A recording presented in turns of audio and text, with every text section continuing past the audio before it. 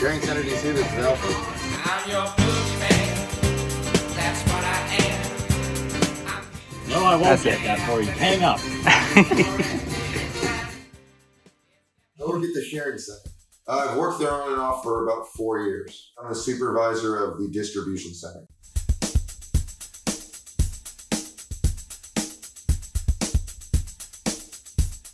The duties are to manage the overall operation of the entire distribution center, from the staff, which is a very small staff, it's only a few people, to our volunteers, which is a large group of volunteers.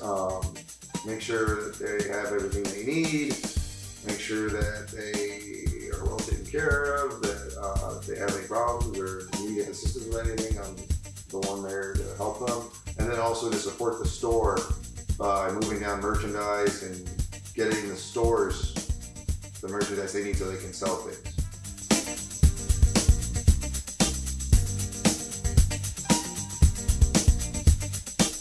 I look up to people that have been through, that have gone through adversity. One of the people I look up to a lot is Jackie Robinson. Guys like Muhammad Ali, who stood up for their values.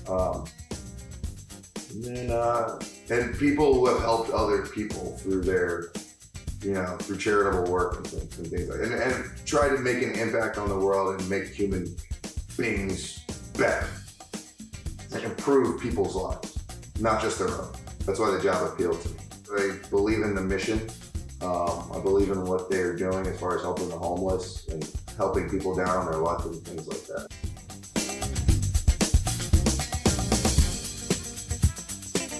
We've got a homeless center there, a day center where people are able to come, our homeless clients are able to come and shower and get their laundry done and get coffee, get food. They also help people throughout Seminole County by helping with bills.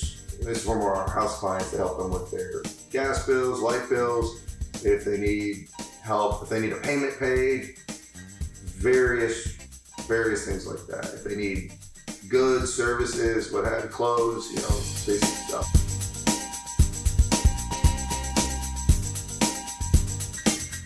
I'd love to work at the Oasis. I know it's extremely difficult because there's only like one person that works there, but I think that's a great job getting to interact with the homeless clients and getting to, help them through their days and through their problems and such. I think that's more on the ground floor as far as the mission. But other than that, no, I love the distribution center. Every day we work in the homelessness and poverty in Seminole County. It's as simple as that, And you see a lot of cool things. You get to, it's active too, you're always moving, and then you get to see a lot of cool merchandise and interesting finds and such.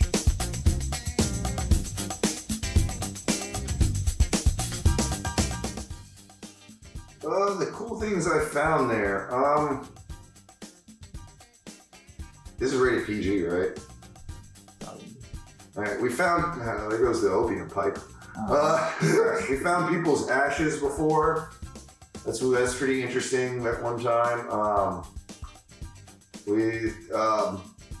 Old toys that I used to play with, like old Power Rangers toys, Zords,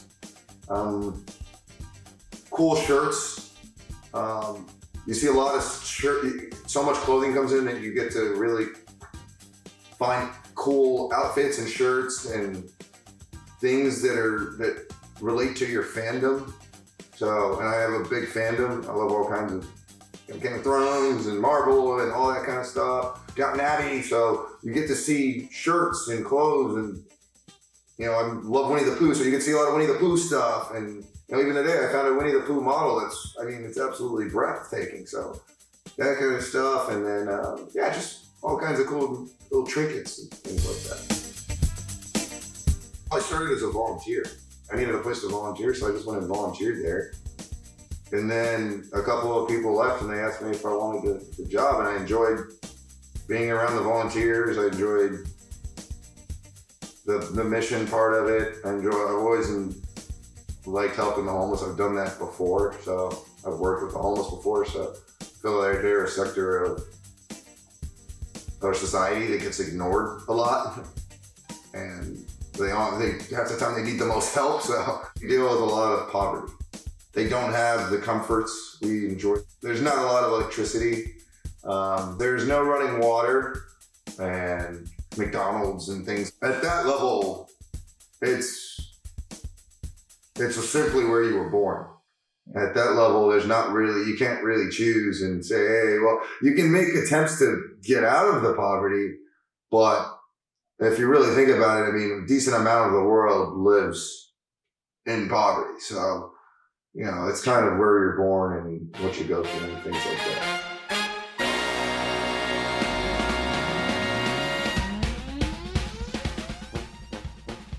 Our donation hours are Monday through Saturday from 10 a.m. till 4 p.m. We have a chain at the front because some of our donors get aggressive. They like to donate on off hours, which is annoying because then you have to clean it up first thing in the morning. And if it rains, for instance, then we can't use the stuff they left out back because it's all wet. So that's what the chain functions for. To open it, you just take the golf cart down, you walk down, and then you just unlock the lock, move the chain to the side, and you're good to go. You get some characters here and there. For the most part, they're all really great people.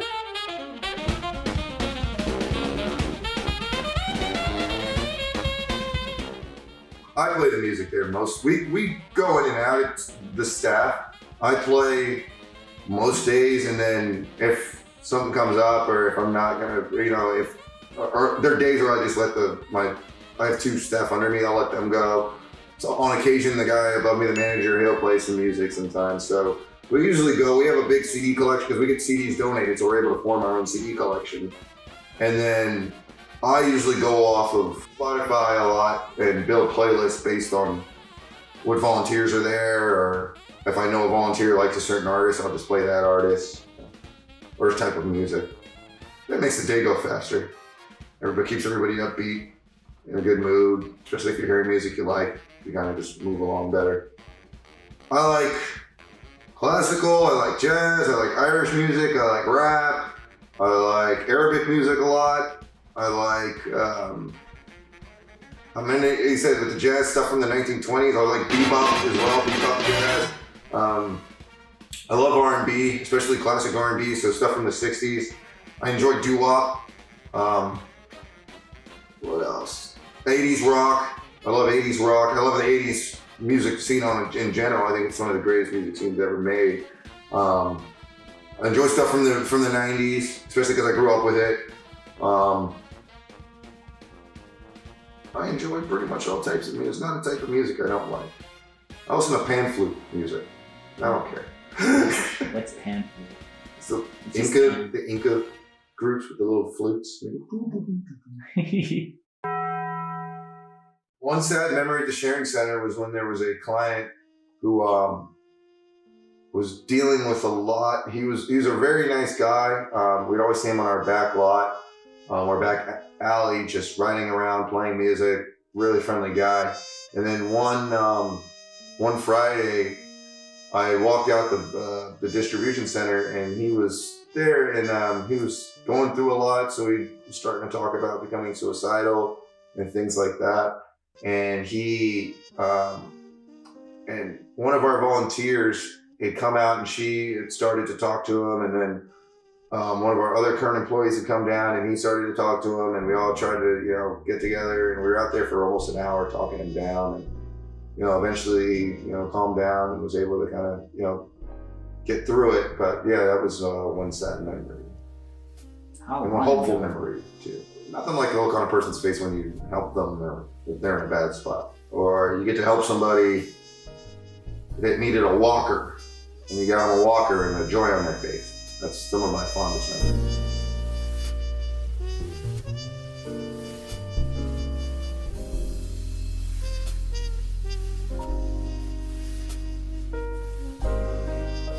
And then also hanging out with friends on the staff, and just the times you have at work where you're just joking around and enjoying yourself and catching up. When I first moved down here, I didn't know anybody. So through that, I met most of my friends that I now have worked there. And then the volunteers I've met there have been large pillars in my life. So yeah, that's pretty much how it's changed my life. right before I was leaving to go on my trip to Africa and go stay there, they pulled me out of the distribution center and had me go do some meaningless chore for about 30 to 40 minutes while they all got dressed and such. And it was my last day of work there, and they all did a big music dance number for me in the middle of the distribution center. All dressed in costume. It was all my volunteers. They're all dressed in costumes. They came dancing out. And we threw a party, and then one of my other volunteers, she's a belly dancer, and I always used to talk about her. So she did a belly dancing routine for me. And the funniest part about that, though, is they were having me doing this inane task. And it was one of the managers there at the time, and he just ran out of stuff for me to do.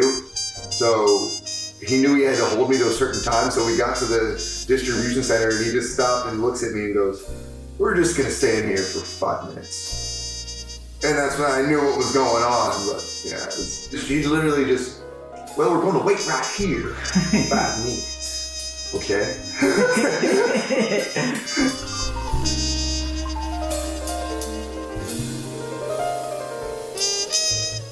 Or to say to somebody who's going to work at a nonprofit, don't expect anything.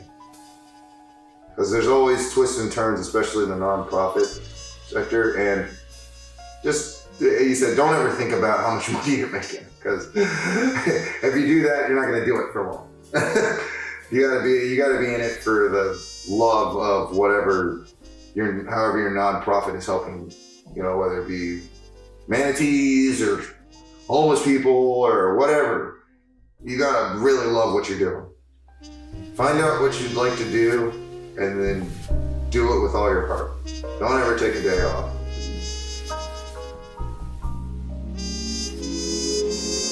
Life goes well with that.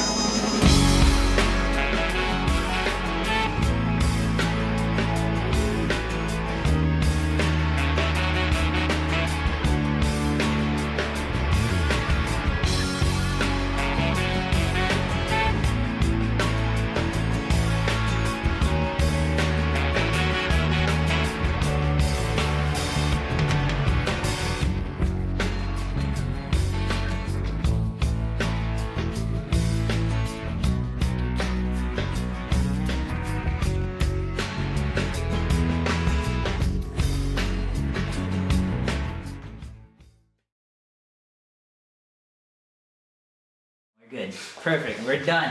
Good interview. High five. We're gonna shake hands. All right. There, Get off this there you set. go. Let me There get you off go. this damn set. Push the camera down. Snap it.